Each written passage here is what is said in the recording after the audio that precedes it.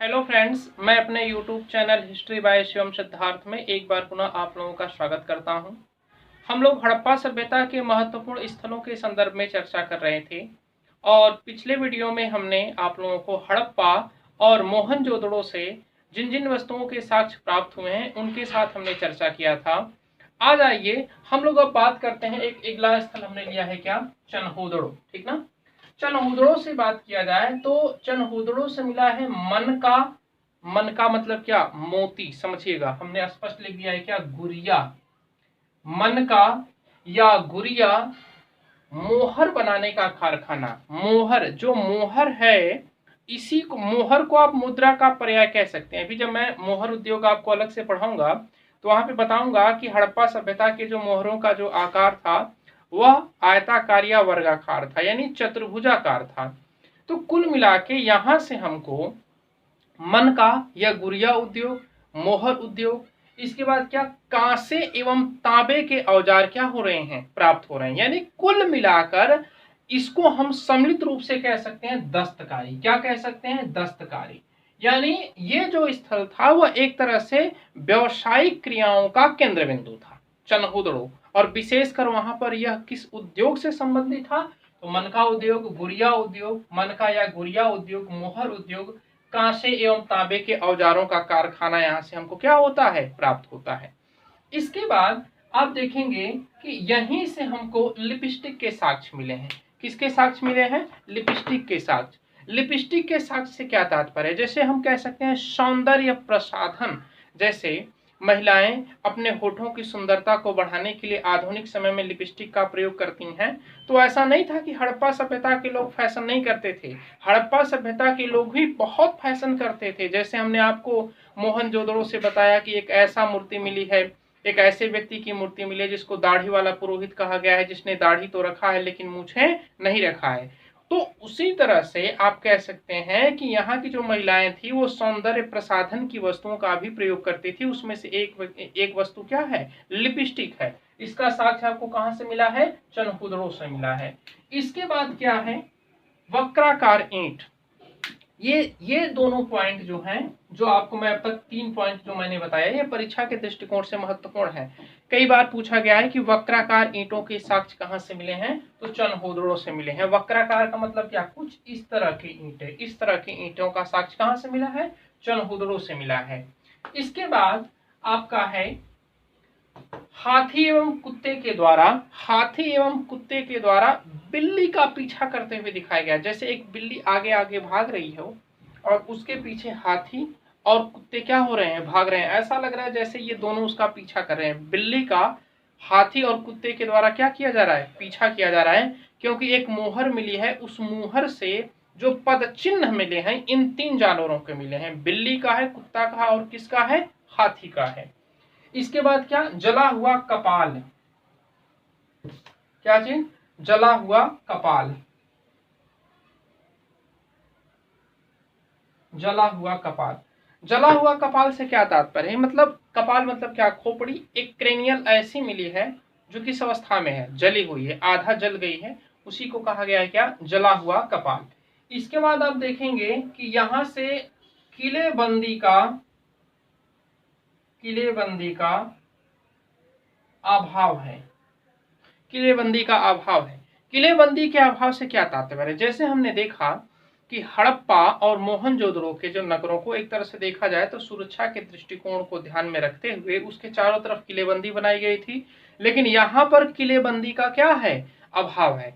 इस नगर को किले के द्वारा घेरा नहीं गया है। इसके बाद आप देखेंगे कि यहाँ से प्राक हड़प्पा सभ्यता के साक्ष्य। प्राक हड़प्पा सभ्यता के साक्ष्य से क्या तात्पर्य, हमने हड़प्पा सभ्यता के 3 चरण बताए थे ना, तो प्राक हड़प्पा सभ्यता में भी इसका उल्लेख था। यानी यहां से हड़प्पा सभ्यता के प्रथम चरण के भी साक्ष्य मिले हैं, इसलिए हमने कहा इसको क्या, प्राक हड़प्पा सभ्यता के भी साक्ष्य। इसके बाद क्या, मकान सहसा छोड़कर भागने का साक्ष्य। मकान सहसा छोड़कर भागने से क्या तात्पर्य? ऐसा लग रहा है कि जैसे अचानक से लोग, हमने बताया था ना कि मोहनजोदड़ो के रास्तों पे या गलियों में बहुत से ऐसे मानव कंकाल अन्यत्र बिखरे हुए मिले थे। तो ऐसा लग रहा था कि जैसे लोग नगर छोड़कर क्या हो रहे हैं, भाग रहे हों, और भागने के क्रम में कुछ लोग गिर गए होंगे और गिरने के बाद लोग उनको कुचलते हुए आगे बढ़ गए होंगे और सभी लोग छोड़कर चले गए। कालक्रम के बाद उस पर धूल मिट्टी जम गया।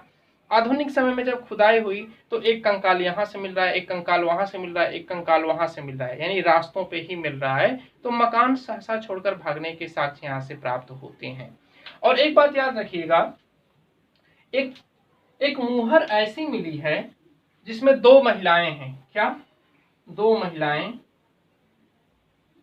महिलाएं, ठीक ना, एक ध्वज पकड़ी हैं, एक ध्वज, दो महिलाएं एक ध्वज पकड़ी हुई हैं और उस ध्वज के नीचे से पीपल का पत्ता उगता हुआ या निकलता हुआ दिखाई दे रहा है। तो याद रखिएगा, दो महिलाएं, दो नग्न महिलाएं हैं, वो अपने दोनों हाथों में ध्वज धारण की हुई हैं और बीच से पीपल का पत्ता निकलते हुए, पीपल का पत्ता निकलते हुए क्या किया गया है? दिखाया गया है। तो ये आपका हो गया क्या? चनहूदड़ों। चनहूदड़ों से हमको इतनी वस्तुओं के साक्ष्य मिले हैं। चूंकि हमने पिछली वीडियो में भी बताया था कि आप लोगों के दिमाग में ये लग रहा होगा कि नहीं, हम चनहूदड़ों की वर्तमान स्थिति सर नहीं बता रहे हैं, इसके उत्खननकर्ता नहीं बता रहे हैं, किस नदी के किनारे है ये नहीं बता रहे हैं। तो मेरे भाई, मैं बार बार एक चीज को रिपीट तो नहीं कर पाऊंगा। ये इस पार्ट को आपको जानने के लिए हड़प्पा सभ्यता का जो हमने तीसरा जो वीडियो बनाया था, प्राक एवं परिपक्व हड़प्पा सभ्यता के कुछ प्रमुख स्थल, उसमें आप जाकर देख सकते हैं। हमने सारी बकायदे एकदम, मैंने बताया था कि स्थल बताया, उसका आधुनिक क्षेत्र बताया, नदी बताया, उत्खननकर्ता बताया, सारे टॉपिकों पे हमने चर्चा किया है। तो ये हो गया आपका क्या? चनहूदड़ो। अब हम लोथल की बात करते हैं कि लोथल से किन किन चीजों के साक्ष्य मिले हैं। तो यहां पर एक बात समझ लीजिएगा, लोथल को लघु हड़प्पा या लघु मोहनजोदड़ो कहा जाता है। इसके भौगोलिक विस्तार के आधार पर इसको लघु हड़प्पा या लघु मोहनजोदड़ो की संज्ञा दिया गया। इस बात को समझिएगा, ये परीक्षा के दृष्टिकोण से बहुत महत्वपूर्ण है कि हड़प्पा सभ्यता के किस स्थल को लघु हड़प्पा या लघु मोहनजोदड़ो कहा गया है, तो वह कौन सा है? लोथल है। इसके बाद बंदरगाह, ये बहुत इंपॉर्टेंट साक्ष्य है। हड़प्पा सभ्यता का सर्वप्रमुख बंदरगाह कौन सा था? लोथल था। इसको क्या कहा गया है? नौका घाट। यदि इस बंदरगाह के आकार की बात कर लिया जाए तो 214 × 36 वर्ग मीटर में इसका क्षेत्रफल था, यानी 214 मीटर यदि आप लंबा मान लें तो 36 मीटर क्या? चौड़ा। और इसकी जो गहराई थी वह कितनी थी? 3.3 मीटर। और इस बंदरगाह से मुख्य रूप से पश्चिमी एशिया के साथ व्यापार किया जाता था। विशेषकर आप कह सकते हैं फारस हो गया, मेसोपोटामिया हो गया, इन क्षेत्रों में यहीं से नौकाओं का संचालन होता था। इसको आप नौका घाट कह सकते हैं, यानी अंतरराष्ट्रीय परिवहन का केंद्र बिंदु था यह। इसके बाद उद्योग प्रधान केंद्र था। उद्योग प्रधान केंद्र का मतलब क्या? यहां से आप देखेंगे जैसे सीप हो गया, सोना हो गया, चांदी हो गया, ठीक ना, तांबे हो गया, यानी इस पर तमाम चीजों की यहाँ पे दस्तकारी की जाती थी, यानी उद्योग धंधों से प्रधान है। ठीक, इसीलिए आप देखेंगे कि यहाँ से सीप एवं तांबे से बनी चूड़ियां भी क्या होती हैं? प्राप्त होती हैं।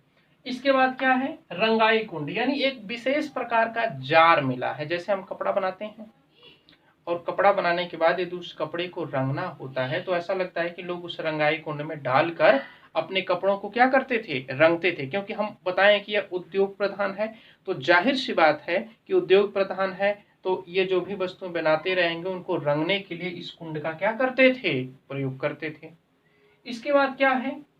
3 युग्म समाधान, यानी यहां से 3 ऐसी कब्रें मिली हैं जिसमें 2 लोगों को एक साथ दफनाया गया है। तो 3 युग्म समाधान, साथ ही स्त्री और पुरुष के भी एक साथ दफनाए जाने का यहाँ से साक्ष्य मिला है। यहाँ पे जो शव को दफनाया गया है, जो शव का जो सिर है यह उत्तर दिशा में है और जो पैर है वह किस दिशा में है? दक्षिण दिशा में है। तो आपको इस बिंदु को भी याद रखना है, परीक्षा के पॉइंट ऑफ व्यू से 3 युग्म समाधान बहुत इंपॉर्टेंट है। इसके बाद क्या? शंख पर कार्य करने वाले दस्तकार, यानी यहाँ के लोग जो शंख होता था उस शंख पर भी विभिन्न प्रकार की वस्तुओं का निर्माण करते थे, यानी शंख उद्योग के भी साक्ष्य प्राप्त हो रहे हैं। इसके बाद कौवे एवं लोमड़ी, जो कि पंचतंत्र में जो कहानी का जो एक पार्ट है कि एक कौवा एक ग्रामीण क्षेत्र में जाता है, एक रोटी का टुकड़ा चुराता है, या सॉरी रोटी का टुकड़ा प्राप्त कर लेता है। इसके बाद आता है वो पेड़ के डाल पे बैठता है, नीचे एक लोमड़ी बैठी होती है, वो उसकी झूठी तारीफ करती है कि आप एक गाना सुनाइए, बड़े आप सुरीले स्वर में गाते हैं। और कौवा गाना गाना शुरू करते हैं, उनका रोटी का टुकड़ा नीचे गिर जाता है और लोमड़ी लेकर चली जाती है। तो इस प्रकार की कहानी के साक्ष्य मिले, कौवा एवं लोमड़ी की कहानी वाली, यानी पंचतंत्र की कहानी वाली इस तरह की एक मुहर मिली है वहां से। इसके बाद आपका है धान या चावल, बहुत इंपॉर्टेंट। चावल उद्योग के साक्ष्य या धान के साक्ष्य कहाँ से मिले हैं हमको? लोथल से मिले हैं। साथ में आटा पीसने की चौकी, यानी जिसमें हम आटा को क्या करते हैं, गेहूं को हम पीसते हैं, तो चक्की, आटा पीसने के दो पार्ट भी कहीं कहीं मिल सकता है आपको। तो आटा पीसने की चौकी के भी साक्ष्य यहाँ से मिले हैं। इसके बाद तांबे से बना विभिन्न वस्तुएं, तांबे से निर्मित विभिन्न वस्तुएं प्राप्त होती हैं, जैसे तांबे का बैल, तांबे का पक्षी, तांबे का बना खरगोश, तांबे का बना कुत्ता। इनमें से तांबे का बना जो कुत्ता है, ठीक ना, ये थोड़ा सा परीक्षा के दृष्टिकोण से महत्वपूर्ण है। याद रखिएगा कि तांबे से बना कुत्ता कहाँ से मिला है? तो लोथल से मिला है। इसके बाद मेसोपोटामिया मूल की 3 बेलनाकार मुहरें। इससे क्या तात्पर्य है? चूंकि हम पढ़ाएंगे आपको तो बताएंगे कि हड़प्पा सभ्यता की मुहरों का जो आकार था वह कैसा था? चौकोर था। और मेसोपोटामिया मूल की जो मुहरें थीं उनका आकार कैसा था? तो बेलनाकार था। कैसा था? बेलनाकार था। इसके साथ ही हमको क्या मिला है? फारस की भी मुहर मिली है। यहाँ से किसकी मुहर? फारस की भी मुहर मिली है। साथ में घोड़े की लघु मृण मूर्तियां, घोड़े की मिट्टी की मूर्तियां, छोटी छोटी घोड़े की मिट्टी की मूर्तियां यहाँ से क्या होती हैं? प्राप्त होती हैं। इसके बाद कुछ चीजें और है, ठीक ना, कुछ चीजों को और मैं बता देना चाहूंगा क्योंकि परीक्षा के दृष्टिकोण से वो चीजें भी महत्वपूर्ण हैं। यहां से आप देखेंगे हाथी दांत का पैमाना, हाथी दांत का पैमाना।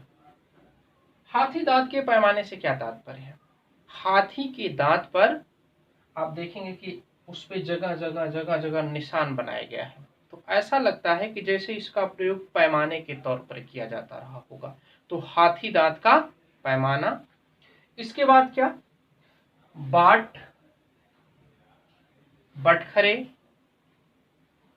इसको आप या माप यंत्र इसको कह सकते हैं, माप यंत्र। यहीं से हमको दिशा मापक यंत्र की भी, दिशा मापक यंत्र, दिशा मापक यंत्र भी प्राप्त होता है। दिशा मापक यंत्र से क्या तात्पर्य? जैसे हमने बताया ना कि समुद्री परिवहन हो रहा है, आप वस्तुओं को एक स्थान से दूसरे स्थान पर जब आप लेके जा रहे हैं तो दिशा ज्ञात करने की आवश्यकता पड़ेगी कि नहीं पड़ेगी? तो हो सकता है कि समुद्री परिवहन में दिशा सूचक यंत्रों का प्रयोग भी यहाँ पर क्या किया जाता था? किया जाता था। साथ में याद रखिएगा यहाँ के मृदभांड जो हैं ये अच्छे क्वालिटी के हैं। मृदभांड किसके साक्ष्य प्राप्त हुए हैं? मृदभांड के भी साक्ष्य यहाँ से क्या होते हैं? प्राप्त होते हैं।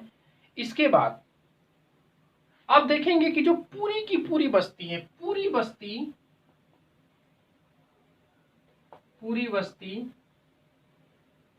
एक ही रक्षा प्राचीर से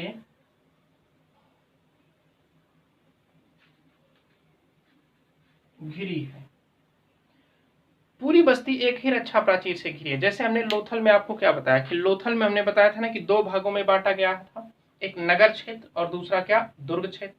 जो दुर्ग क्षेत्र था उसके चारों तरफ क्या बनाई गई थी? किलेबंदी बनाई गई थी, सुरक्षा प्राचीर बनाई गई थी। लेकिन यहाँ पे कहने का मतलब यह है कि यहाँ पर इस तरह का विभाजन नहीं है कि न कोई दुर्ग क्षेत्र है न कोई किला क्षेत्र, ऐसा कुछ नहीं है। संपूर्ण नगर एक ही रक्षा प्राचीर से क्या किया गया है? घेरा गया है। पूरा का पूरा जो नगर है वह एक ही रक्षा प्राचीर से घिरा गया है। साथ में एक बात और याद रखिएगा, यहाँ के जो मकान हैं, यहाँ के जो मकान हैं, घरों के दरवाजे, घरों के दरवाजे, मुख्य सड़क, घरों के दरवाजे मुख्य सड़क की ओर खुलते थे। आप देखेंगे कि हड़प्पा सभ्यता के लोगों ने बड़ी दूरदर्शिता का परिचय दिया था। जब मैं मकान पढ़ाऊंगा या भवन पढ़ाऊंगा तो वहां पे मैं बताऊंगा आपको कि हड़प्पा सभ्यता के जो मकान थे, उनको जो घर थे वो मुख्य सड़क की ओर न खुलकर गली में खुलते थे। लेकिन ये लोथल एकमात्र ऐसा स्थल है जिसके घरों के दरवाजे मुख्य सड़क की ओर खुलते थे, मुख्य सड़क की ओर खुलते थे। क्योंकि हमने बता दिया ना कि पूरा का पूरा नगर एक ही रक्षा प्राचीर से घिरा है, तो यहाँ पर किसी विषम प्रकार का तो विभाजन है नहीं कि ये उद्योग प्रधान क्षेत्र है या ये नगर क्षेत्र है, ये गढ़ी क्षेत्र है, ये फला क्षेत्र है, इस तरह से तो बटा है नहीं। जाहिर सी बात है कि सभी लोग आपस में क्या थे, यानी कहने का मतलब यह है कि ऐसा लगता है कि आर्थिक आधारों पर सभी का जो आधार था वो लगभग एक ही प्रकार का था, इसलिए यहाँ पर इस तरह का विभाजन हमको देखने को नहीं मिलता है। तो चलिए, इस वीडियो में भी हमने दो स्थलों के संदर्भ में बात कर लिया। पहला हमने आपको क्या पढ़ाया था, चनहुदड़ो पढ़ाया था, और चनहुदड़ो के बाद अब हम लोगों ने क्या पढ़ लिया, ये लोथल पढ़ लिया। कहने का मतलब यह है कि दो स्थल पहले मैं पढ़ा चुका था, लोथल पढ़ाया था आपको, सॉरी मैं आपको पढ़ाया था हड़प्पा, और हड़प्पा के बाद मोहनजोदड़ो। अब हमने आपको चनहुदड़ो पढ़ा दिया, और चनहुदड़ो और क्या, लोथल, तो दो तो चार स्थल हो गए। और बहुत से स्थल हैं, मैं उनको अगले वीडियो में पढ़ाऊंगा। आप अपना बहुत बहुत ख्याल रखें, साथ में चैनल का प्रचार करें। बहुत बहुत धन्यवाद।